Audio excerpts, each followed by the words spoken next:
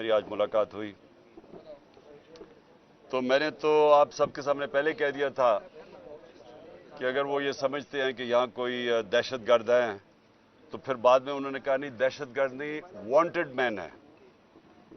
अब wanted man का भी ये बड़ा एक मुश्किल चीज होती है कि आप जिसको मर्जी कह दें वांटेड है।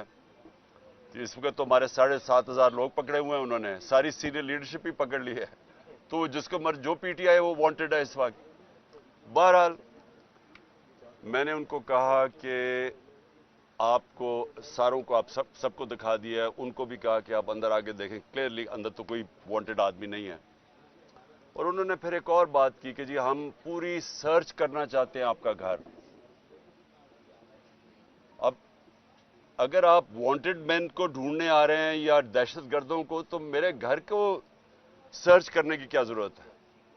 क्योंकि मैं कोई जुर्म किया या किसी वजह से हुआ या कोई स्पेसिफाई करें, तो उसके लिए मैंने कहा कि हम वो नहीं अलाउ कर सकते। अगर हम कभी अलाउ करेंगे तो जो लाहौर हाई कोर्ट ने किया था, लाहौर हाई कोर्ट ने इजाजत दी थी कि एक इनकी तरफ से आएगा सर्च करने के लिए, कोई भी ये नॉमिनेट करेंगे, एक हमारा होगा और साथ फिर एक फीमेल ऑफिसर भी होगी। ये लाहौर हाई कोर्ट का था।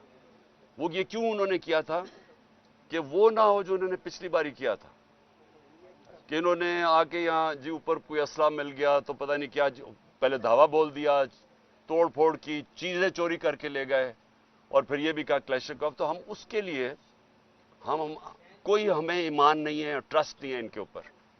इसलिए बेहतर यह है कि अगर हम जिस तरह वो लाहौर हाई कोर्ट ने कहा था, अगर उस तरह की सर्च करना चाहती हैं, बिस्मिल्लाह करें।